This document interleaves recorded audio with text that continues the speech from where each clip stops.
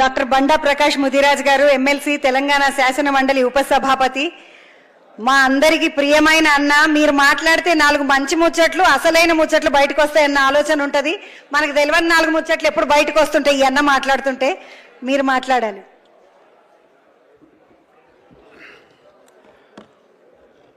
అనేక ప్రాంతాల నుంచి వచ్చిన ముదిరాజ్ బంధువులందరికీ పేరు పేరున హృదయపూర్వక నమస్కారం జై ముదిరాజ్ జై ముదిరాజ్ జై ముదిరాజ్ ఈనాటి కార్యక్రమ నిర్వాహకుడు ముదిరాజ్ ఫైనాన్స్ కార్పొరేషన్ అధ్యక్షులు సోదరుడు బుర్రా జ్ఞానేశ్వర్ ముదిరాజ్ గారు ఈ కార్యక్రమ ముఖ్య అతిథి పెద్దలు గౌరవనీయులు మనందరికీ అభిమాన పాత్రుడు ఒక సామాన్యుడిగా ఒక సర్పంచ్గా మరి అనేక హోదాల్లో పనిచేసి చివరికి ఏనుగు కుంభస్థలాన్ని కొట్టినట్టు కొట్టి ఈసారి మక్తల్ నియోజకవర్గం నుంచి ఇక్కడికి వచ్చిన నా సోదరుడు మేము అనేక సందర్భాల్లో అనేక ఎన్నికల్లో పరస్పరమైన వేదికల్లో అనేక ప్రాంతాల్లో కూడా మేము కలిసినాం తను ఎక్కడ ఎన్నికలు ఉన్నా తను ఇన్ఛార్జిగా వేసేది వచ్చేది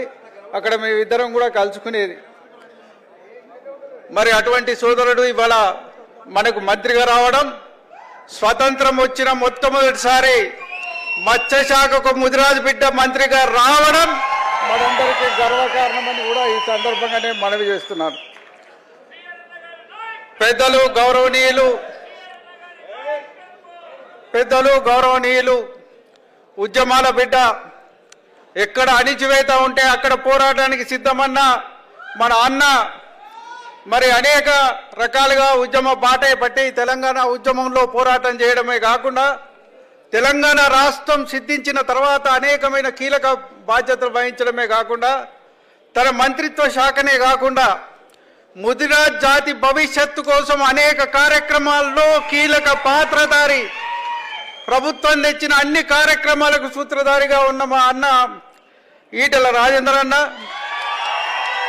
ఈరోజు ముదిరాజ్ మహాసభకు వన్నె తెచ్చిన పెద్దన్న చరిత్రలోనే నిలిచిపోయే విధంగా ఒక బ్రహ్మాండమైన కార్యక్రమాన్ని పెట్టి 2003లో ముదిరాజ్ ప్రపంచమని పరేడ్ గ్రౌండ్లో రాజకీయ పార్టీలకే గుండెదడదలు పుట్టించిన సోదరుడు మరి జాతిని మొత్తం ఒక్కతాటి మీదకి తీసుకొచ్చి అప్పటిదాకా నిద్రావస్థలున్న జాతిని పరుగులు పెట్టించడానికి క్రియాశీలకంగా పనిచేసిన మా అన్న కాసాని జ్ఞానేశ్వర అన్న గారికి మా సోదరులు మాజీ శాసనసభ్యులు ఆకుల రాజేందర్ అన్న గారు సోదరులు కాసాని వీరేష్ గారు సోదరులు ఉప్పర్ నారాయణ గారు చొప్పరి శంకర్ గారు సోదరులు సంజయ్ గారు రోహిత్ గారు వేమ గారు మరియు వేదిక మీద ఉన్న అనేక మంది మిత్రులు ఈ సమావేశంలో పాల్గొంటున్న సోదరిమణులు పాత్రికా మిత్రులు అందరికీ పేరు పేరున హృదయపూర్వక నమస్కారం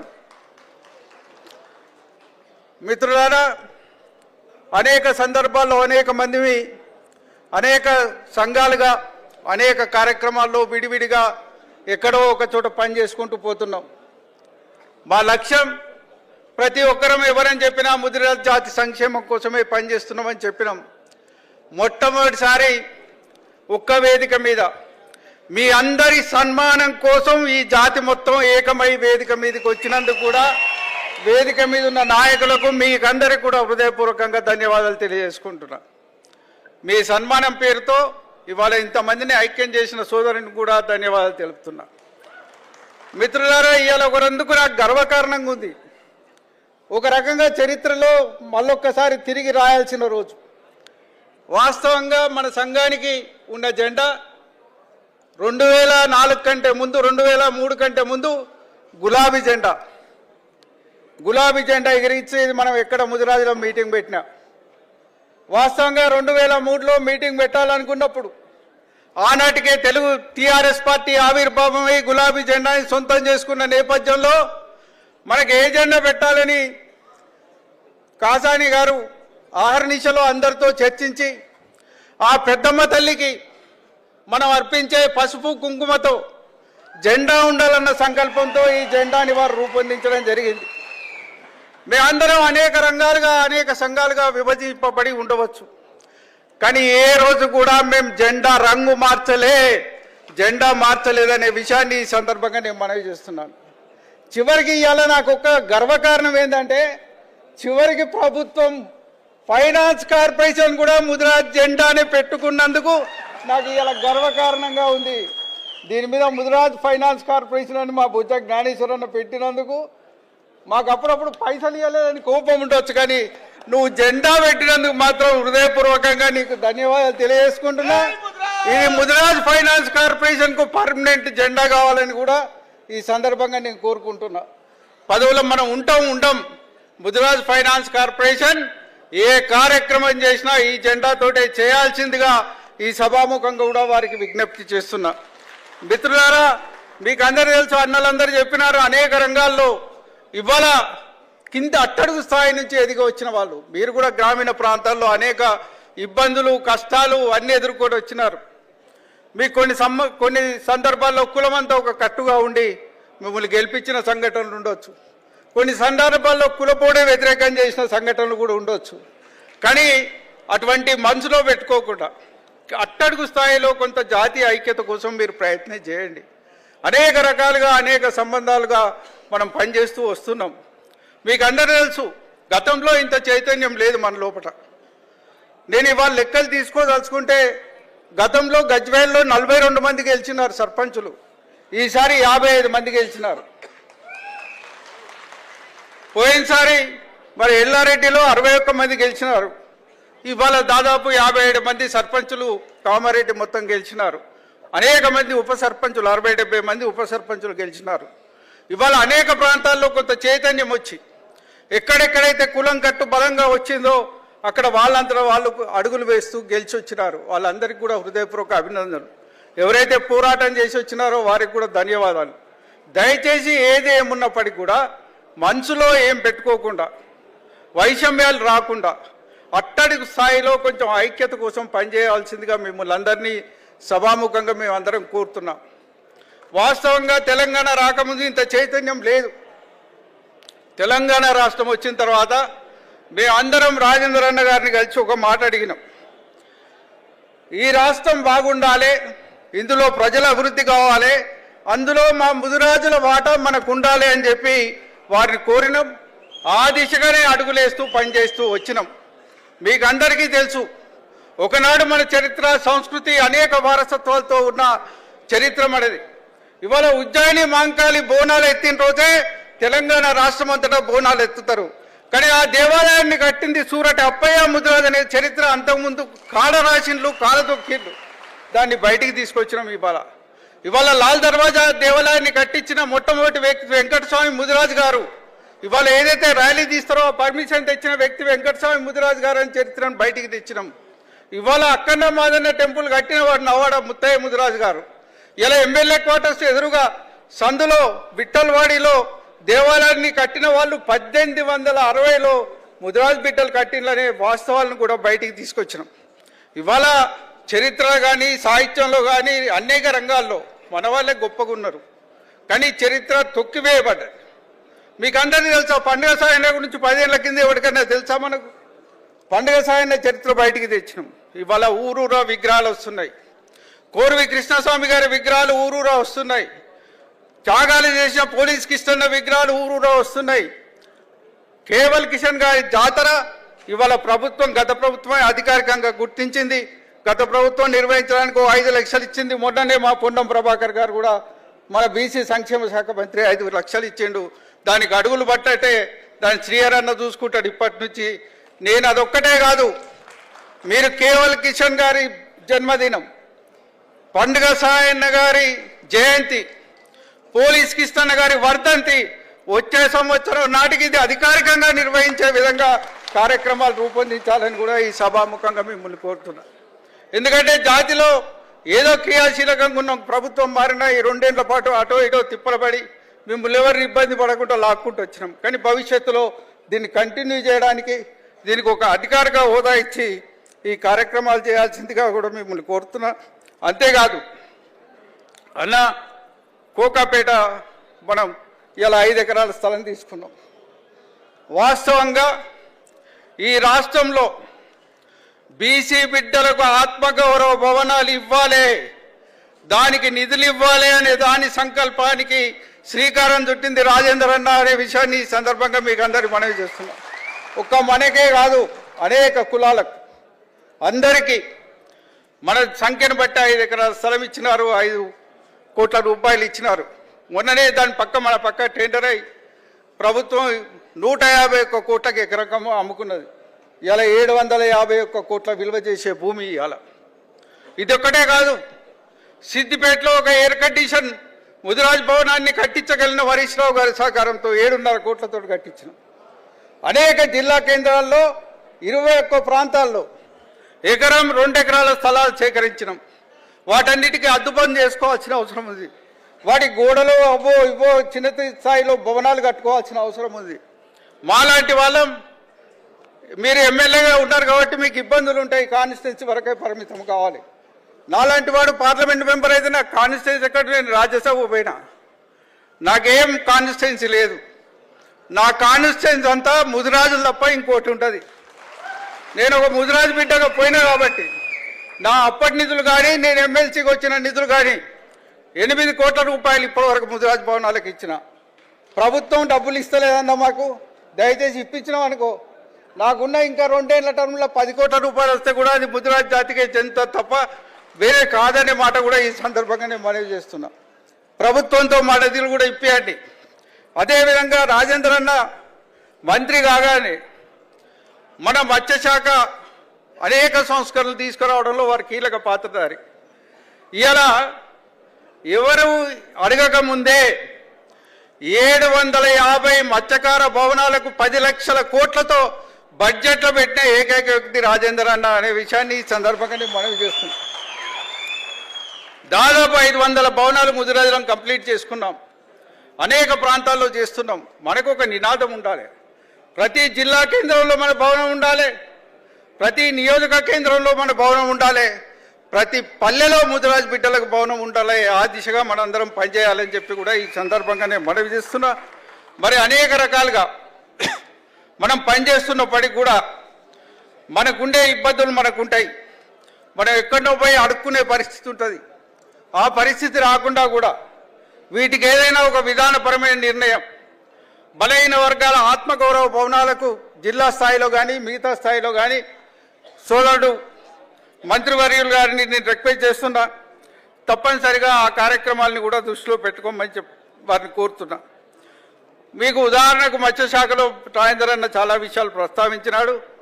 ఇవాళ తెలంగాణ రాష్ట్రం వచ్చిన తర్వాత మత్స్యశాఖలో ఏమైనా మార్పులు జరిగినాయి అంటే కీలకంగా పనిచేసిన వాడు రాజేందర్ అన్న. ఆయనతో మేమందరం కలిసి పనిచేసినాం. మేము అడిగిన మార్పులన్నిటికీ వారు మంత్రివర్గంలో ఉండి అనేక సంస్కరణలు తీసుకొచ్చినారు. ఒక దశ ఎక్కడికి పోయిందంటే ఆ శాఖ మంత్రి గారు మమ్మల్ని ఇబ్బందిగా చూసే పరిస్థితికి వచ్చింది. ఎందుకంటే కేసీఆర్ గారు ప్లీనరీలో చెప్పినాడు, అనేక విషయాలు మాట్లాడుకుంటూ మత్స్యశాఖని రాజేందర్ గారు బండ ప్రకాష్ గారు చూస్తారని చెప్పిండాడు. మంత్రి కూడా ఉన్నాడు. ఆ దశలో కాన్ఫిడెన్స్లో ప్రభుత్వంలో మేము పనిచేసినాం. ఇప్పటివరకు ఉచిత చేపల పంపిణీ కింద 800 కోట్ల రూపాయలు పంపిణీ చేయించగలిగినాం. ఇప్పుడు మీరు వచ్చిన తర్వాత మొట్టమొదటిసారి పోయినసారి రాలేదు, ఈసారి 122 కోట్లు తెచ్చిన ఘనత కూడా మీకే దక్కుతుంది. ఇవాళ అనేక సంస్కరణలు తీసుకురావాలి. 1000 కోట్లు తెచ్చినాం. 75% సబ్సిడీతో అనేక మందికి ఇలా వాహనాలు ఇప్పించగలిగినాం. 62,000 మందికి 2 వీలర్స్ ఇప్పించినాం. దాదాపు 4,000 మందికి 3 వీలర్స్ ఇప్పించగలిగినాం. దాదాపు 100 మందికి డీసీఎంలు టయాటాలు కూడా ఇప్పించగలిగినాం. ఇవన్నీ 75% సబ్సిడీతో ఇప్పించగలిగినాం. దయచేసి నేను మంత్రి గారిని కూడా రిక్వెస్ట్ చేసేది ఏమిటంటే, అందుకే నేను మా శ్రీహరన్న మేము చాలా సన్నిహితంగా ఉంటాం. మంత్రి అయినాక పోయినా కలిసిన, ఛార్జ్ తీసుకున్న రోజు కూడా దండం పెట్టి కలిసి వచ్చిన. వారు అడిగితే కూడా చెప్పిన, ఇప్పుడు ఏం మాట్లాడమన్నా, మీరు 6 నెలలు పని చేయండి, 6 నెలలు పని అయినాక మీ శాఖ గురించి కూడా మేము మీతో షేర్ చేసుకోవడానికి, కొన్ని అభిప్రాయాలు చెప్పడానికి ముందుకు వస్తామని చెప్పిన. తప్పనిసరిగా మాకున్న అభిప్రాయాలు షేర్ చేసుకుంటాం. ఇప్పటికే ఒక శాఖని ఒక దశలో తీసుకొచ్చినాం. వాస్తవంగా అనేక మంది అన్నపూర్ణగా తెలంగాణ వస్తుంది అనుకున్న రోజు తెలంగాణ మత్స్యబౌల్గా కూడా, ఫిష్ బౌల్గా కూడా డెవలప్ కావాలని చెప్పి మేము ఆశించినాం. దిశగా మేము పనిచేసినాం. దయచేసి అందుకు తగ్గట్టుగా మీ కార్యక్రమాలు కూడా ముందుకు ఉండాలని చెప్పి నేను సభాముఖంగా మిమ్మల్ని కోరుకుంటున్నా. దానికి సంబంధించిన ఏ కార్యక్రమాల్లోనైనా మీతో కలిసి పనిచేయడానికి, మీరు తీసుకునే ఏ నిర్ణయమైనా అట్టడుగు స్థాయికి అమలు చేయడానికి మేమందరం సిద్ధంగా ఉంటాం. అన్న, అందరిని వేధిస్తున్న సమస్య, ఇక్కడ ఏ బిడ్డను కదిలించినా మళ్ళీ అడిగే సమస్య. బీసీడీ నుంచి ఏ అనగానే అందరూ దానికి సంఘీభావంగా మనోళ్ళు మాట్లాడతారు. ఇవాళ మన లోపల ఉన్న స్పందనే మన జాతి బాగా కావాలని కోరుకునే ఆరాటం. దీని వెనుకనే మనం పనిచేస్తూ ఉన్నాం. ఆనాడు పుట్టుస్వామి కమిషన్ తెలుగుదేశం ప్రభుత్వ కాలంలో మొదలుపెట్టిన మా కార్యక్రమాలు జ్ఞానేశ్వరన్న గారికి సంపూర్ణమైన అవగాహన ఉంది. పుట్టుస్వామి కమిషన్ నుంచి కాంగ్రెస్ పార్టీ అధికారంలోకి రాకముందు నేను కాంగ్రెస్ పార్టీ మేనిఫెస్టో సభ్యుడిగా పనిచేసిన. ఆ మేనిఫెస్టోలో రాష్ట్రం పుట్టుస్వామి కమిషన్ ముదిరాజులకు అన్యాయం చేసింది, కాంగ్రెస్ పార్టీ అధికారంలోకి వస్తే బీసీడీ నుంచి ఏకు మారుస్తామని చెప్పి ఆ రోజు మేనిఫెస్టోలో చేర్పియగలిగినా అనే మాట కూడా ఈ సందర్భంగా నేను మనవి చేస్తున్నాం. 2009లో అనేక రిపోర్ట్లు తయారు చేసినాం, అనేక రిప్రజెంటేషన్ చేసినాం, ధవళ సుబ్రహ్మణ్యం కమిషన్ ముందు మాట్లాడినాం, చివరికి సాధించుకున్నాం. దురదృష్టవశాత్తు అదే హైకోర్టులో కొట్టివేయబడ్డది, సుప్రీంకోర్టుకు పోయింది. ప్రభుత్వాలు మారినాయి. కరోనా కాలం అనేక కార్యక్రమాలతో మొన్నటిదాకా పెండింగ్ ఉంది. 2022లో ప్రభుత్వం మీద బాగా ఒత్తిడి తెస్తే దీన్ని మేము తప్పకుండా పరిష్కరిస్తామని వారే సుప్రీంకోర్టులో అఫిడవిట్ బీసీ కమిషన్ ద్వారా వేయించినారు. సమస్య ఎక్కడో లేదు. ఇవాళ చాలామందికి తెలియక ఈ సుప్రీంకోర్టులో ఉన్నది, అక్కడ ఉన్నది. ముఖ్యమంత్రి గారు కూడా ఏదో ఉపన్యాసం మక్తల్లో చెప్పినారు. దయచేసి అది ఎక్కడో లేదు, బీసీ కమిషన్లో ఉండదు. బీసీ కమిషన్లో వారు విచారణ చేయాలి, అందరికీ అవకాశం ఇవ్వాలి, నోటిఫికేషన్ ఇవ్వాలి. అది ఇచ్చి చేస్తే ఆ రికమెండేషన్ ప్రభుత్వానికి వస్తే మీరు రిజర్వేషన్ చేయడానికి సానుకూలంగా ఉంటుంది. ఎట్లాగా ప్రభుత్వం అభయస్థం హామీలో ముదిరాజులను బీసీడీ నుంచి మారుస్తామని ఒక వాగ్దానం చేసింది. కాబట్టి నిన్ననే నేను బీసీ కమిషన్కు స్వయంగా వెళ్ళి రిప్రజెంటేషన్ ఇచ్చిన, మంత్రి గారికి కూడా ఇచ్చిన. అన్న, నేను పనిచేసేది రాజ్యాంగ హోదాలో పనిచేస్తున్నా. ఇవాళ ఈ సమస్య మీద రోడ్డు మీద నిలబడడానికైనా నేను సిద్ధంగా ఉన్నా, పోరాటాలకు కూడా సిద్ధంగా ఉన్నామనే మాట ఈ సందర్భంగా నేను తెలియజేస్తున్నా. ఎందుకంటే ఇన్ని రోజులు మేము 42% రిజర్వేషన్ల అంశం ముందుకు వచ్చింది కాబట్టి దానికి ముదిరాజులో అడ్డం పడుతున్నారు, ఇంకేదో ఉద్యమాలు అంటున్నారనే మాట చెడ్డ పేరు మాకు రావద్దని ఊరుకున్నాం. ఇవాళ అది అటుకెక్కింది, దాన్ని ముచ్చట్లేదు. కాబట్టి మా ఎజెండా స్పష్టంగా మా ఎజెండాతో ముందుకు రాదలుచుకున్నాం. తప్పనిసరిగా నా రిక్వెస్ట్ ఏంటంటే, కొంత ఇబ్బంది ఉంటుంది అన్నకు, శ్రీహరన్నకు కొంచెం ఇబ్బంది ఉన్నా ప్రభుత్వం వాగ్దానం చేసింది కాబట్టి, ప్రభుత్వం మాట ఇచ్చింది కాబట్టి. నిన్ననే మా సోదరుడు మహేష్ కుమార్ గౌడ్ గారితో, బట్టి గారితో, శ్రీధర్ గారితో సందర్భం వస్తే అది కూడా చెప్పిన. మరి మీరు వాగ్దానం చేసినారు కాబట్టి పని చేయండి కూడా రిక్వెస్ట్ చేసిన. మీరు లీడ్ తీసుకోండి, మీరు ప్రభుత్వంలో ఉన్నారు కాబట్టి బాధ్యతాయుతంగా తీసుకోండి. మీ వెంబడి ఎక్కడికైనా రావడానికి మేము సిద్ధంగా ఉన్నాం. ప్రభుత్వంతో రిక్వెస్ట్ చేయడానికి సిద్ధంగా ఉన్నాం, ప్రభుత్వంని అడగడానికి సిద్ధంగా ఉన్నాం. తప్పనిసరిగా మీరు చేసే అన్ని కార్యక్రమంలో మేము భాగస్వామ్యం అవుతామని కూడా ఈ సందర్భంగా నేను మనవి చేస్తూ, మరి రానున్న రోజుల్లో అనేక కార్యక్రమాల్లో మనం ఇంకా ముందుకు పోవాల్సిన అవసరం ఉంది. జాతి చైతన్యం కోసం అనేక కార్యక్రమాలు చేయాల్సిన అవసరం ఉంది. ఇంకా రాని ఎవరైనా పెద్దలు ఉంటే వారిని కూడా కలుపుకొని ముందుకు పోవాల్సిన అవసరం ఉంది. మిత్రులు ఎవరైనా రావాల్సి ఉంటే రావాల్సింది. మొన్ననే నా దగ్గర జ్ఞానేశ్వరన్న వస్తే కూడా నేను ఒక మాట చెప్పిన, జ్ఞానేశ్వరన్న మాలాంటి వాళ్ళని నేను కాశానన్న ఎన్నికల్లో మళ్ళీ పోటీ చేసే అవకాశాలు అయితే లేవు. ఇవాళ వచ్చే శాసనసభ నాటికి రాజేంద్ర అన్న ఉంటాడు, మీరుంటారు, మరి బుర్ర జ్ఞానేశ్వర్ గారు ఉంటారు, మా కాసాని వీరేష్ ఉంటాడు. మరి రాజేంద్ర అన్న చేస్తాడో లేదో తెలియదు, పిల్లల్ని ఎవరన్నా ప్రమోట్ చేస్తాడో తెలియదు, మన నీలం మధు ఉంటాడు, ఇంకా అనేక. మీరు ఇప్పుడు చూస్తే మా కళ్ళ ముందట 6-7 పేర్లు ఇప్పుడే వినబడుతున్నాయి. ఇంకా అనేక మంది పటంచెర్లో కానీ, మిగతా సంగారెడ్డిలో కానీ అనేక మంది ఎదిగిన బిడ్డలు ఉన్నారు. కనీసం 10 మంది శాసనసభ్యులు వచ్చేసారి అసెంబ్లీలో ఉండే విధంగా మన కార్యాచరణ రూపొందించుకుందాం. ఆ దిశగా మనందరం పనిచేద్దామని సభాముఖంగా మనవి చేస్తూ ఈ అవకాశం కల్పించినందుకు, ఆహ్వానించినందుకు జ్ఞానేశ్వరన్నకు, మరి మా శ్రీహరన్నకు హృదయపూర్వకంగా ధన్యవాదాలు తెలియజేసుకుంటూ సెలవు తీసుకుంటున్నా. జై ముదిరాజ్, జై ముదిరాజ్, జై Mudiraj. Thank you so much అన్న. వెంటనే మీడియా మిత్రులకు